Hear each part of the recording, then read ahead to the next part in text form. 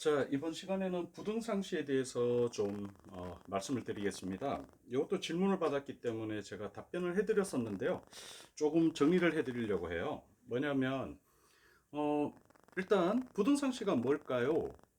다들 아시는 내용이죠. 오른쪽에 안경 처방 도수와 왼쪽의 처방 도수가 현저하게 차이가 나는 경우.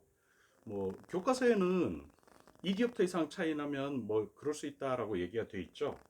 그리고 그렇게 도수의 차이가 크게 나면 도수 때문에 생기는 배율의 차이 때문에 상이 물체가 오른쪽으로 보는 눈과 왼쪽으로 보는 물체가 서로 사이즈가 달라서 생기는 일종의 양한 시기능 이상 중에 하나죠.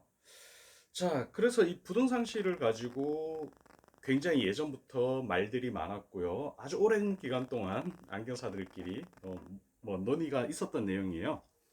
근데 음, 물론 저는 제 경험이라든가 제 임상을 가지고 말씀을 드리겠지만 질문이 뭐였냐 그러면 이거였어요. 소비자가 오셨습니다. 근데 시력 검사를 했더니 오른쪽 왼쪽 차이가 굉장히 큽니다. 그래가지고 우리가 교대차폐라든가 이걸 이용해서 확인을 해봤더니 차이가 느껴지고 불편해합니다. 그래서 이걸 가지고 어떻게 해결을 하려고 했냐 그러면 교과서에 나와 있는 사이즈 렌즈 있죠? 사이즈 렌즈 뭐 브랜드가 많더라고요. 그거 여러 가지 뭐 브랜드로 시중에 나와 있는데 그걸 처방을 했는데 부등상시가 해소되지 않습니다. 교정되지 않습니다. 이거였어요. 그런데 제가 이 질문을 한두 번 받은 게 아니에요. 사실은 여러 번 받았는데 그 질문을 하신 선생님들한테 답변을 드리는 게 매번 달랐어요. 매번 달랐는데 첫 번째 이유를 말씀드리자면 일단 검사거리예요. 검사거리가 3m 이상, 5m 정도 그 이상으로 충분히 확보가 되어 있는 경우에는 얘기가 좀 다르죠. 근데 검사거리가 짧으면 부등상시를 해소하기가 쉽진 않아요. 왜냐 그러면은 완전 교정을 제가 맨날 말씀드리죠. 완전 교정되는 게 중요합니다라고 말씀드렸는데 실질적으로 완전 교정이 되어 있으면 부등상시에 발현되는 가능성이 굉장히 낮아집니다. 이유는 뭐냐 그러면 자, 칠판이 뒤에 있네요. 자, 망막이에요. 요걸 그냥 망막이라고 생각해요. 망막인데 완전 교정은 뭐라 그랬나요? 망막의 초점이 정확하게 딱 맺혔을 때 완전 교정이라고 그랬죠. 초점이 정확하게 딱 맞췄다는 얘기는 망막에 결상되는 표면적이 좁다. 쉽게 말해서 점 하나로 딱 나타났다는 얘기예요. 근데 완전 교정이 안 됐다는 건 뭘 의미하죠? 초점이 앞이나 뒤에가 있으면 망막에 결상되는 그 표면적이 넓다는 걸 의미하죠. 그렇게 되면 물체의 크기가 오른쪽과 왼쪽이 달라지기 시작해요. 바꿔서 얘기하면요. 이런 케이스죠. 전에 어떤 분이 저한테 질문을 하셨어요. 근데 제가 이거로 질문 드렸죠. 검사거리가 어떻게 되세요? 완전 교정하셨나요? 그랬더니만 그분은 4디옵터 차이가 나가지고 도수를 내려줬대요. 도수를 내려주면 아까 말씀드린 것처럼 망막에 초점으로 맺히는 게 아니라 표면적으로 결상이 되죠. 그러면 당연히 부등상시가 발생이 됩니다. 그래서 이분한테는 완전 교정한 다음에 한번 확인해 보세요라고 했는데 연락이 왔어요. 부등상시 없어졌어요. 근데 우리가 오른쪽 왼쪽 도수가 차이가 많이 나면 어지럽고 불편하다라는 걸 들었잖아요. 그걸 상식적으로 생각하거든요. 아닙니다. 그 상식 아니에요. 정확하게 완전 교정을 했을 때 어지럼증을 느끼는 사람도 더러 있어요. 근데 오히려 편안하게 느끼는 사람이 훨씬 더 많습니다. 그리고 좀 전에 말씀드린 그 선생님 같은 경우에는 본인도 굉장히 놀랐죠. 완전 교정해 주려고 도수를 높였더니만은 오히려 부등상시가 없어지고 이분이 훨씬 더 편안하게 생각하더라. 이거는 제가 현장에서 일할 때 있었던 일이에요. 그 이전에 몇 번을 겪었기 때문에 확실하게 말씀드릴 수 있는 거고, 아까 말씀드린 것처럼 원리, 부동산시가 왜 생기는가? 이걸 해소하기 위해서 사이즈 렌즈가 필요하냐? 그 전에 먼저 해야 될 거는 완전 교정을 먼저 해보셔야 돼요. 자, 그 다음에 또 다른 케이스가 있었죠. 지금은 완전 교정으로 부등상시를 해결한 케이스고요. 그리고 실질적으로 다른 분이 이제 질문하셨는데 이분은 검사 거리가 충분히 확보가 되어 있어요. 그리고 검사 방법도 이미 저한테 교육을 받으면서 트레이닝이 되어 있기 때문에 굴절 검사에서는 문제가 없죠. 근데 이분이 똑같은 크레임을 겪은 거예요. 소비자가 오른쪽 왼쪽이 다릅니다. 그래서 사이즈 렌즈를 해봤는데 효과가 전혀 없어요. 전체 부등상시 환자들 중에서 100명이라 그러면요, 사이즈 렌즈가 투입이 됐을 때, 처방이 됐을 때 효과를 발휘하는 퍼센티지가 몇 프로가 나오냐 그러면 실제로 3%밖에 안 나와요.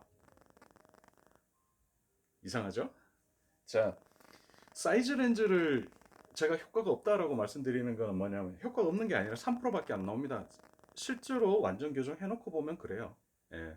자, 아까도 말씀드린 것처럼 렌즈의 성능이 사실은 상당히 중요해요. 우리가 생각할 때는 뭐 그 렌즈가 그 렌즈고 뭐 브랜드 다르고 뭐 등급 다르다고는 하지만 렌즈 메타기에 넣어보면 어차피 큰 차이 없는 것 같은데 아니에요. 비구면 렌즈나 양면 비구면 렌즈 같은 경우 어때요? 얘네들은 초점을 정확하게 맞추는데 맺게 하는데 초점이 이렇게 있죠. 얘네들은 그게 포인트예요.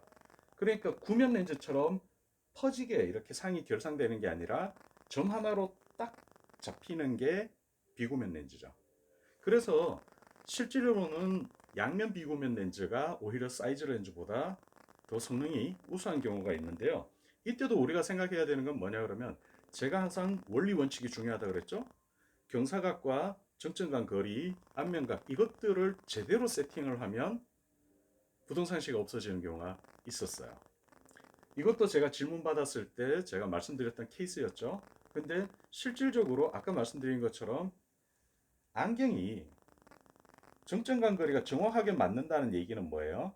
안경 렌즈를 통과해서 망막에 오는 빛이 망막에 정확하게 결상을 맺었다는 거죠. 근데 안경이 슉 멀어졌어요. 그럼 초점이 앞으로 당겨지겠죠? 그럼 다시 부등상시가 생기죠. 그래서 피팅이 중요해요. 자, 아까 얘기했던 것처럼 사이즈 렌즈가 3%의 만족도를 가지고 있는데요. 실질적으로 양면 비구면으로 했을 땐 8% 이상의 만족도가 나옵니다.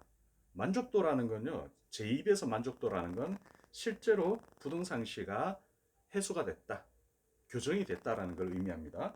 근데 재미난 거는 우리 그 왜 최상위 렌즈 있죠? 개인 맞춤형은 그거는 최상위 렌즈 아니에요. 개인 특성화 렌즈죠. 이를테면 우리가 도수를 처방했을 때 공장에서 나오는 도수가 프레임 기준으로 해가지고 전환이 되죠. 도수를 보정을 해버리죠. 그래서 내가 주문한 렌즈의 도수가 안 나옵니다. 칼자이즈에서는 뭐라 그래요? 이거를 인디비주얼이라고 그러죠. 로덴스톡은요, 임프레션이라고 그러고, 뭐 호야도 그렇게 다른 이름들을 각자 써요. 근데 이런 개인 특성화 렌즈들은 굉장히 효과가 좋습니다. 근데 20% 정도. 사이즈 렌즈에 비하면 월등히 높은 수준이죠. 그래서 개인 특성화 렌즈가 오히려 부등산 시에는 더 효과적이다라고 보셔도 돼요. 대신 굴절 검사가 잘 돼 있고 피팅이 잘 돼 있다는 조건 하에서 그렇습니다. 자, 부등상시를 확인하는 방법은 여러 가지가 있겠죠. 근데 제가 가장 선호하는 거는 바로 이 시표예요. 제가 판매하고 있는 시력표죠. 근데 내가 어떤 기계를 갖고 있느냐는 중요하지 않습니다. 그 기계 안에 어떤 시표가 어떤 목적으로 사용되고 그걸 통해서 소비자들한테 어떤 제품을 어떤 처방을 할 수 있느냐, 그리고 그걸 통해서 완전하게 해소가 됐느냐, 이걸 검증하고 확인하는 게 사실은 제일 중요하죠. 자, 이 시표는 뭐예요? 후크 테스트인가? 후크가 아니구나. 죄송, 까먹었어요. 박스를 이렇게 쪼개놨죠. 용도가 굉장히 다용도예요. 이 시표는 사위도 확인을 할 수가 있고요. 또 위에 부분과 밑에 부분의 사이즈, 크기를 확인할 수 있죠. 부등상시와 사위를 한꺼번에 확인하는 그런 시표죠. 자, 이것도 마찬가지죠. 지금 이거는 왜 수직, 수평, 사위 뭐 이런 식으로도 표현하시는데 부등상시도 마찬가지입니다. 아까는 수평으로 쪼개 있는 걸 보고 이번에는 수직으로 돼 있는 거 사이즈를 보는 거예요. 얘가 어긋났다면 사위가 있는 거겠죠. 자, 여기서 부등상시를 이렇게 확인해 보시면은 명확하게 알 수가 있겠죠. 자, 아까 얘기로 잠깐만 돌아갈게요. 부등상시가 나타나는 이유는요, 여러 가지입니다. 사실은 우리가 도수 때문에 나타난다라고 생각하지만 그렇진 않아요. 그리고 또 하나 말씀드리고 싶은 건 뭐냐 그러면 제가 왜 그 무왜곡 가공을 하셔야 된다라고 했었죠 예전에. 왜곡이 있으면은 프리즘 양이 달라져요. 심한 경우에는. 그렇게 되면 여기서 부등상시가 생기고요. 아까 피팅 얘기도 했지만 안경 렌즈 그 안경 태죠. 태가 과도하게 큰 경우에도 부등상시가 생겨요. 도수가 높은데 사이즈가 크게 되면 이런 문제가 생기죠. 그래서 전에 어떤 케이스였냐 그러면 또 한 분이 저한테 부등상시에 대해서 질문을 하셨을 때 안경테 사이즈를 작게 만들어 보세요 라고 얘기를 했어요. 근데 역시 부등상시가 해소가 됐죠. 그래서 부등상시에는 사이즈 렌즈가 맞다라는 생각은 지우십시오. 그거 고정관념이에요. 그리고 또 하나 마지막으로 제가 이 부분을 말씀드릴게요. 부등상시가 도수 차이가 많이 나면 다 나타나냐? 그렇지 않아요. 아까도 제가 제 사례를 말씀드렸었잖아요. 저 같은 경우도 4디옵터 이상 차이 나는데 부등상시를 느꼈어요. 저는 그냥 1.5디옵터를 더 올렸어요. 높은 쪽을. 부등상시 사라져요. 그래서 부등상시는 도수의 차 때문에 생기는 게 아니라 망막에 결상되는 표면적 때문에 나타나는 경우, 피팅이 잘못된 경우, 이런 경우들이 부등상시를 유발한다. 이렇게 이해하시면 되고요. 또 하나는 안경을 제대로 된 안경을 쓰잖아요.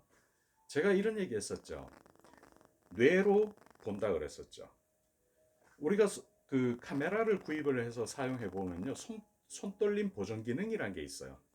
나는 실제로 움직이는데 화면은 안 움직이는 것처럼 깨끗하게 나오는 거. 이 손떨림 보정 기능은 두 가지가 있어요. 광학적 손떨림 보정.